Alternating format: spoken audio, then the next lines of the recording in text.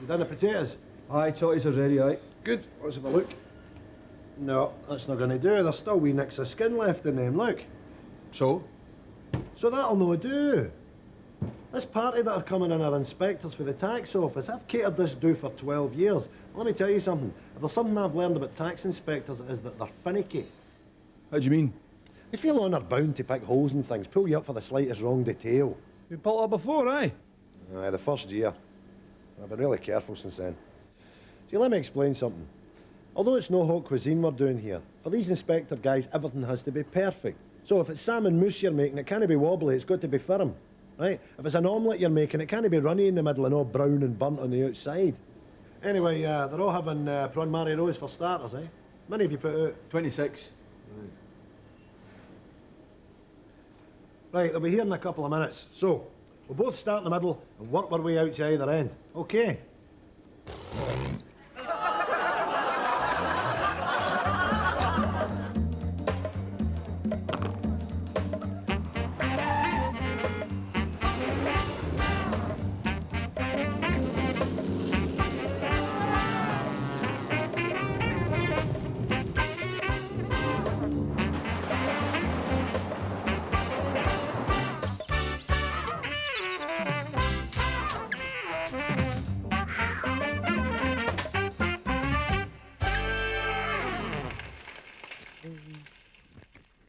Oh, hi there. Hi there. What are you doing? I am pruning this lemon tree, fella. Oh yeah, it looks as if it needs a prune right enough.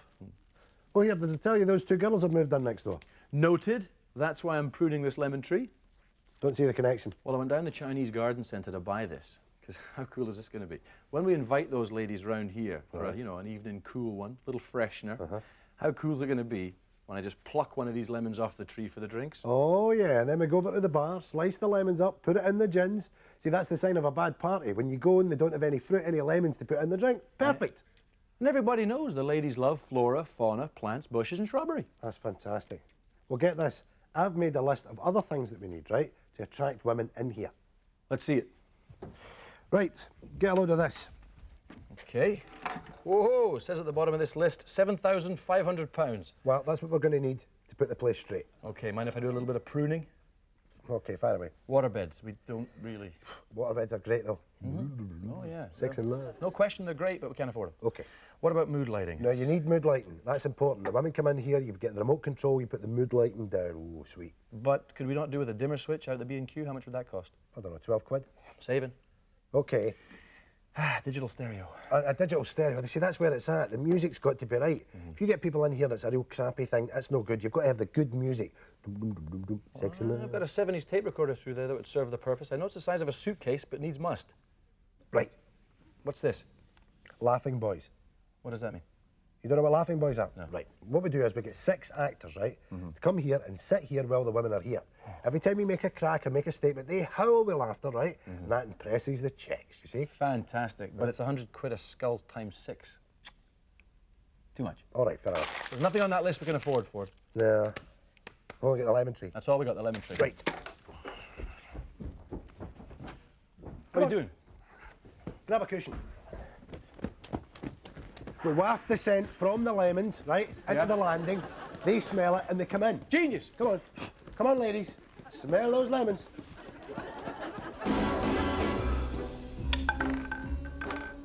$17 black.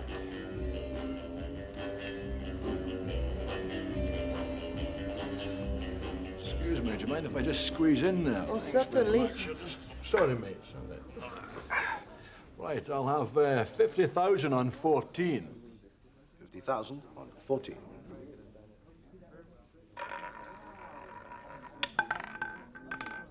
$26 black. Oh, dear. Bad luck, Mr. Bond, James Bond. Well, you win some and you lose some. I'll have another 10,000 on 9, please. 10,000 on 9. And you are? I am the Countess Bonnie Clitor. All right. You're just a wee thing. Red 14. Bastard, I had 14 on that last one there. You're not having much luck, Mr. Bond. Oh, well, perhaps you'd like to bet for me, Miss Bonnie Clitor. I like to bet on 00. Well, I like to bet on 7. We'll have 50,000 on 00, and just to keep it interesting, we'll have another 50,000 on 7. 50,000 on 00, 50,000 on 7. 26 black. Oh, Jesus, what? Mr. Bond, I feel I am so responsible. Yeah, well, you are, bloody 00. Stupid bitch, eh? Perhaps you'd like to try a bet with mine. Well, that's fair dues, actually, because you owe me 50 grand from that last spin now. Right, we'll have another 50,000 on 7 now. 50,000 on 7. Come on, 7, for Come on, God's sake, 7, Rouge. come on. 14 red. Oh, bastard! 14 again with the 14. I don't believe it. Perhaps Oh, Mr. shut up. Down about 160 grand here in the first 3 minutes. A bag of pish. Hey, you sitting all alone there? Are you feeling blue? Are you feeling lonely? Well, don't. You don't have to. Why? Call some friends, because fun is right here at the end of your fingertips. Call 0811 121 000 for 24-hour fantastic phone fun. If you're looking for a date, you can talk one-on-one instantly. We've got girls for guys, girls for girls, and even mixed doubles. So call, chat and chug on 0811 121 000.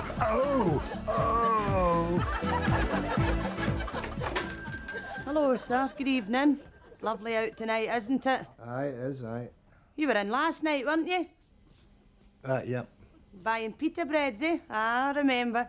Pita breads and onions and tomatoes and some green chilies. And I couldn't help noticing you bought some chicken for next door as well. You making a curry, were you? Yeah, I was, yeah. Piazza, was it? Thought so. Hope you'd turmeric in. Yeah, I did, aye. And that's good because I remember thinking, I hope he's got turmeric in. He'll be needing turmeric. Oh, I love a curry myself. I don't get the chance now to make them very often, though.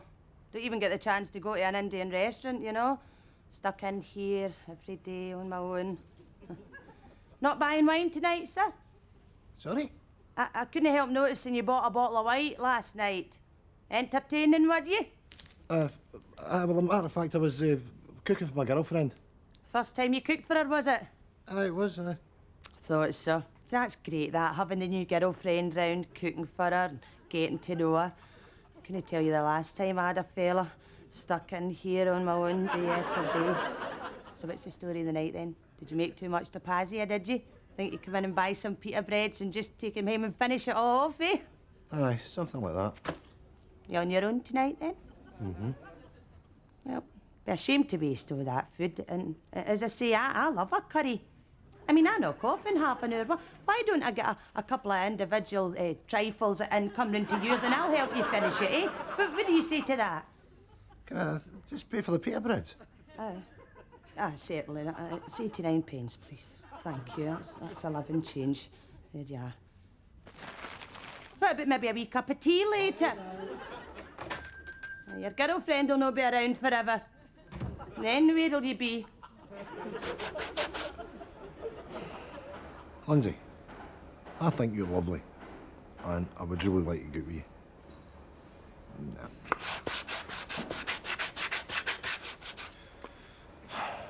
Lindsay, you've got a great body. I'd really like to, make love. Oh, Lindsay, I was thinking there, do you like the dancing? 'Cause I like the dancing. Do you want to go to the dancing and then go for a curry or something like that? Nah, it's too heavy. Charlie, phone for you. Who is it? Don't know, some bud. Oh, yeah, Lindsay. What? Fancy going for a curry tonight?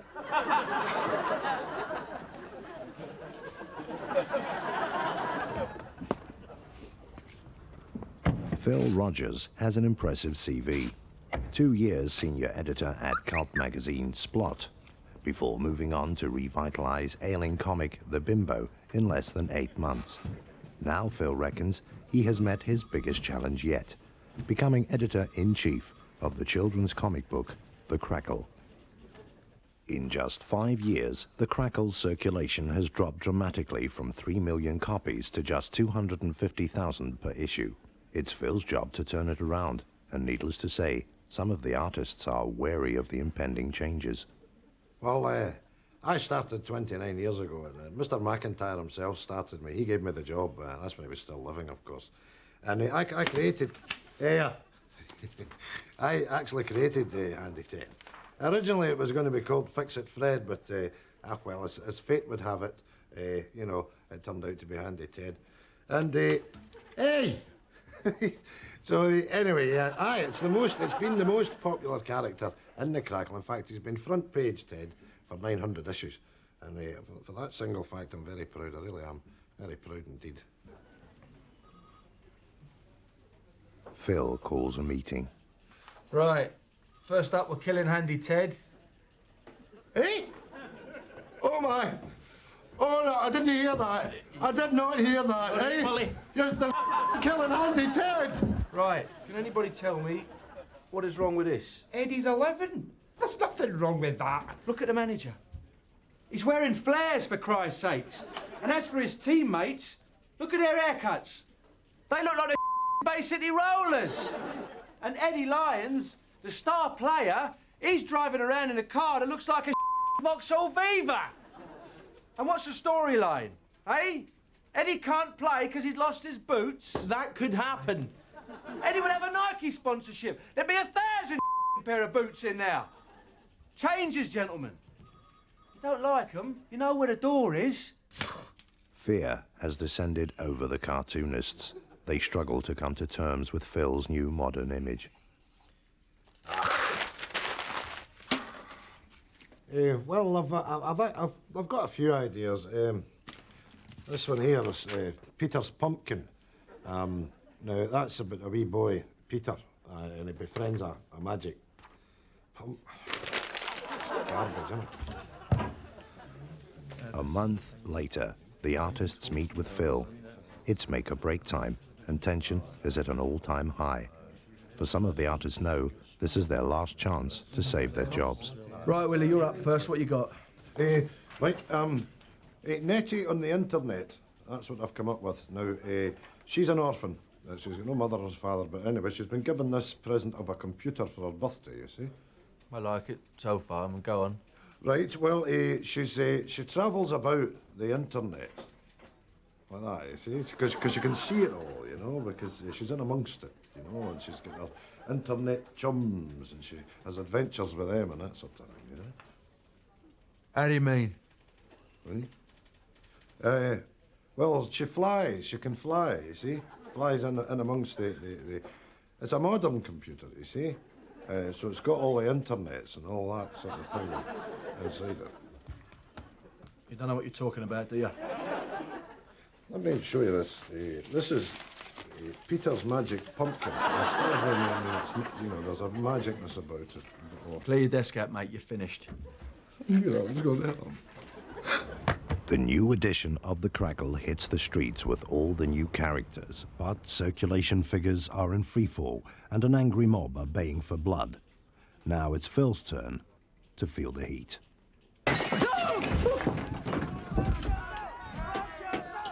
Next week in The Crackle... Yeah, can you get me Willie? I want to talk to him about that pumpkin thing.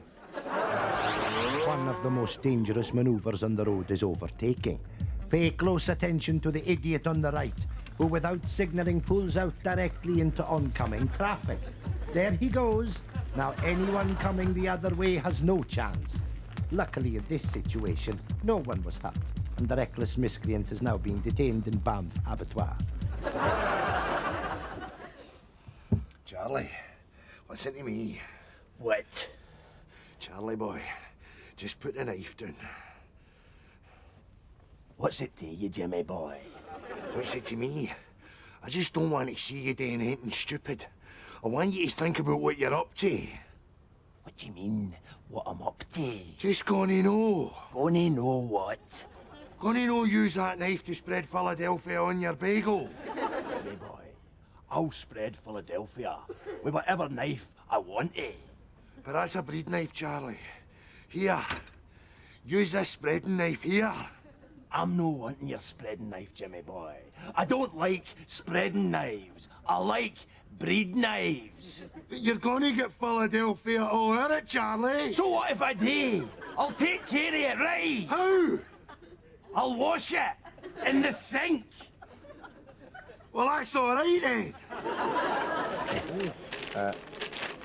What that then? Have a look at that, see what you think. Okay. Have you had this piece long? No. Right. Well, I should ask you if it's insured. Do you know if it's insured? I don't know. I mean, we were in this woman's house, no painting and decorating, me and my pal Willie, it's a guy I work with, good guy. And anyway, I said to the woman, you know, that's a nice thing, that. And she said, that's a nice thing. Why don't you take it if you want it? Well, this is actually a Bovan. Did you know that? It's dated late 19th century, and with the mark underneath here and the cutlasses above the tea clipper, you would be mistaken for thinking that it was a tea caddy without a... Much. Without a lid. But much is it? Much is it worth? If I can just draw your attention to the detail here, the children's faces, the mud on the cheeks. Much. And much. it's clean. It's a very clean vase. Yeah, Tony. What? You know that vase you blagged for that woman's house? Aye. There's one out there, man. Exactly the same. Much. 350 spondoolies. Now, I would say this vase was in... Just gaze it. It's, well, Just it's gaze it. worth- Just take your hands well, out. it's Leave it, actually- you're going to break it. Wayne's faces with mud on it and all that. You're so piece, you tube. Goodbye.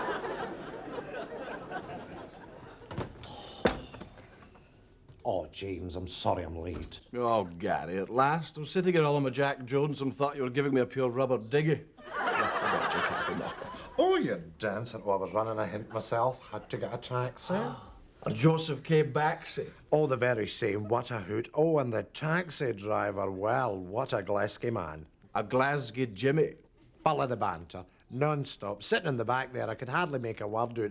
But the ebb and flow of his phrasing was absolutely delightful. Well, that's your taxi patter for you. Aye. Well, the general thrust of it was fit bar, the Rangers and the Celtic. Ah, the Glasgow fit boy, the Blues versus the Greens. Tell me, Gary, which was he? A dandy Ranger or a battling Celtic? Well, James, that I couldn't tell, but he was very, very nice indeed. At one point, he called me his honey.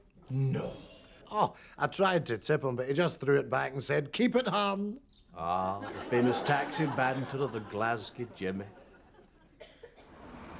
The main thing is that the script is cracking and everybody's bursting to get started, you know, and you can't ask for more than that. Hello there. Hello. Aye, I was just across there in Marks and Spencer's getting myself a sweater. I burnt my gudgeon. And I came out and I said, that's definitely him. I'll come across and say hello. I'm sorry, mate. I Ronald don't... Villiers.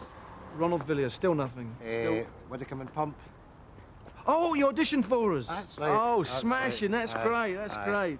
What is it you want? You want directions or something? No, that's not the thing. You see, to let you understand, you see, my phone's out of order. Right. Now, if you've been calling me to maybe let me know how I get on, Yeah. I wouldn't be able to take that call because as I say, my phone's not working. Right. Well, I'll tell you what. Right. Why don't you give your agent a call? Yeah. Right. Give your agent a call and No, maybe. if I could just interrupt you there a wee minute. See, if my agent's trying to phone me, this is the thing, he would need to send me a letter, which would take too long. See, he can't get through because my phone's not working. That's why I thought I'd come over and see how I got on. Well, we're actually just heading back to the office. Aye. Yeah. Well, you see, the thing is, you'll remember I was in for the James Woods things where I played the goon. Oh yeah, the And thug. Yeah. that line, who do you think you're talking to, you monkey? Remember? Ronald, we're just heading back to the office now. Yeah, mate. Do you want me to come with you and we'll get No, sorted? no, it's You see, I don't have my sheet with me, my call Right. sheet, and it tells me who's got what and who's doing what. Well, so I can't say it to you one way or the other, Aye. mate. I mean, Well, maybe this is the answer, right? Well, see, the thing is, I'm going to my pals this afternoon, friend of mine, between 12 and 2, and I'll be there, and you could give me a phone there, you know. yeah, all right, I'll call you there. But Yeah. I don't know the number. Have you got a Oh, pen? I could get it. I could get it off your agent. Well, have you got a pen on you? I don't, mate. I Well, don't. I'll get you a pen. No, listen, I'll get it off your agent, yeah? Is it Widdicombe and... What, would you come and pump? Listen, yeah. Wait, why don't I do the line again? No, for mate, you? there's no need Who for do you that. think you're talking to, you monkey? Yeah, who do you think you're talking to, you monkey? You remember you said to David Menace, who do you think you're talking to, you monkey? who do you think you're the number's 01 for... Who do you think you're talking to, you monkey? Yeah, hold the plums there, mate. No, the plums. Might get a third one, maybe even a nudge. Ah, bad luck, mate, bad luck. Have you got no money of your own to gamble with?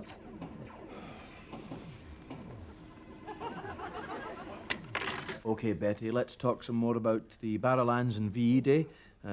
Very peculiar memories, it has to be said. Perhaps we could share some old recollections. Well, the thing that really sticks out in my mind is the bombings, you know, and all the blackouts and what have you. Yes, the blackouts, Betty. Tell us about them. Well, even the gas mantles and the clothes had to be put out. So when you heard the sirens, it was shoot with the lights and up with the black curtains, you know. But we weren't that bothered, because the blackouts were a lot of fun. Because, see, you didn't know who you were up the close with. How did you mean up the close? Well, you'd be up the close with some young fella getting hammered, and all you had to go on was the light at the end of your fag. What about your husband Charlie during the war? I was just glad that Charlie was away in Normandy. Because when the cat's away, you know, that's what my pal Rose used to say. I mind meeting this boy at a party. Now, he had managed to avoid the draft and I couldn't his horns. His hands? Aye, just fingers. See, they were too long and thick. They're like a big bunch of bananas. So, see, he couldn't pull the triggers on the rifles. But his fingers were perfect for pulling my trigger, if you know what I mean. I didn't know if I was coming or going. Betty, I think if you're saying what I think you're saying, we better not go into that. See, the thing was, I mind sitting next to this boy with the long fingers at a party that my mother had thrown for my sister. And suddenly all the sirens went off and the lights went out and we just got fired into each other. My dress was up and my drawers were down and that was it. I wasn't missing out on that chance. But see, Rose was sitting next to him and also he starts getting her pelters too. Everybody thought we were screaming on account of the bombs. That's fine, thank you. No. We didn't have any of these herpes simplex viruses or the AIDS or any of these venereal hybrids, no. See, when I was younger, you just used to get a big, fat, itchy, bleeding bobby, you know. Either that, or the one onion would blow up like a balloon. That was sore, you know. And it would be the umbrella shot. Right up the eye. Oh, hello. What could that be?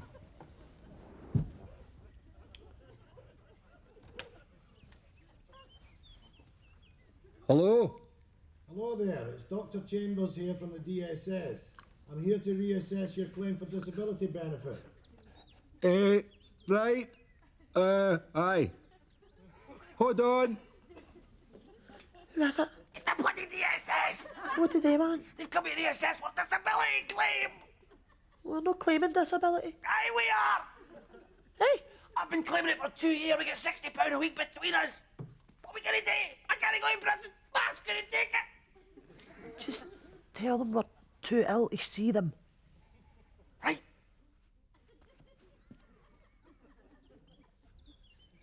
You can't come in. We're no well. Well, I'm afraid I'm going to have to. I have to examine you both. Otherwise, you forfeit all your benefits automatically. What? What?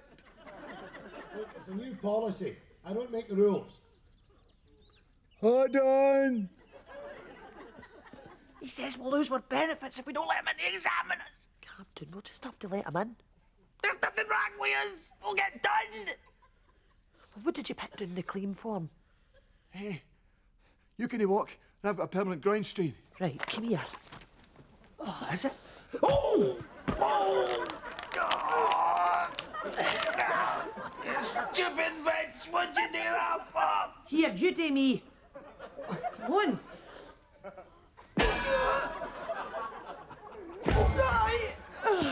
Let's go.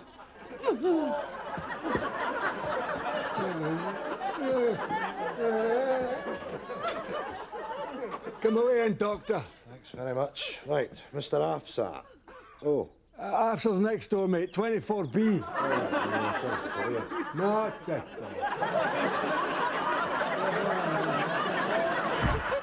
And remember to bear in mind, of course, that these are semi-precious gems, hence the price of £49.99. What a disgusting bracelet. Plus £3.95 post and package. Okay, now what we're going to look at next is something really special indeed. It's the ladies' tennis bracelet. 52 diamond air stones, all set in beautiful, lustrous 9-carat gold. Richard. Okay, now who would you buy such a thing for? Well, maybe you would want to buy it for an anniversary present. Nearly had you there, Richard. Or indeed a birthday present or a graduation present. Now, that would Nearly be had nice. ya. No, you didn't see this earlier on in the programme, because this is the first time for the tennis bracelet on QSC at a price of £125.99 with an order number of 506209. Now, it's not, I'm not doing it any favours by draping it over the back of my stubby old hand. You really ought to see it on the beautiful Paula. I'll get you before the break. Sure. To please anyone indeed that you buy this thing for. You know the girl that presents the makeup hour?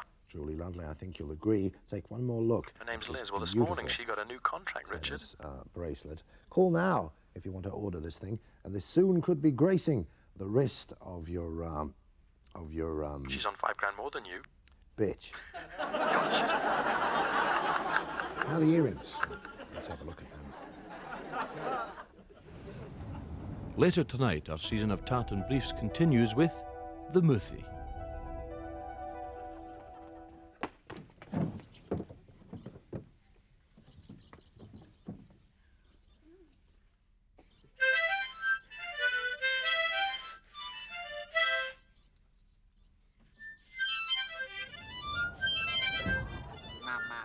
Tartan Briefs. Honest, your ma Pest could do a better job. Hey, your jumper's looking good. Your end-of-show jumper. Yeah, it's very warm too. Yeah, yours is nice too. Yeah, very Val Dunikish. Yeah, very pericomo. Yeah. You know, I'm glad we didn't let those girls in. Ah, me too.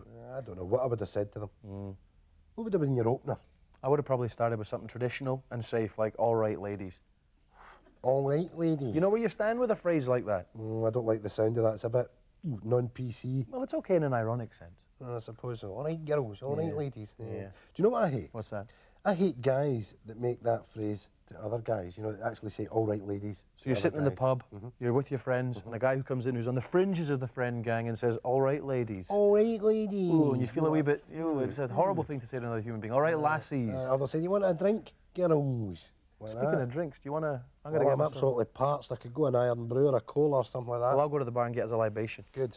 There's a good girl. Why? Good night. Godspeed. Guess what? I'm in the bar. They are like me. They can wait and beat me. They won't leave in the night. Have no fear that they fight.